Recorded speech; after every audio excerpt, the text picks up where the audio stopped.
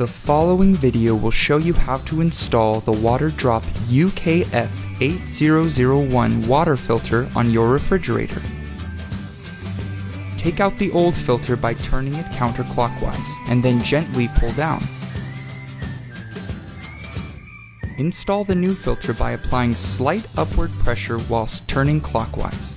Please do not release until fully turned to ensure the internal valve inside the refrigerator is activated.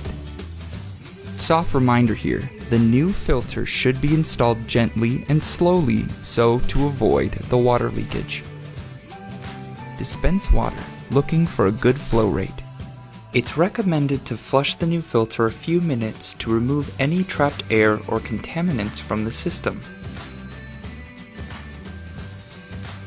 The Waterdrop UKF8001 fridge filter needs to be replaced every 6 months or 750 gallons to ensure clean drinking water at all times. Whichever comes first will vary based on water condition.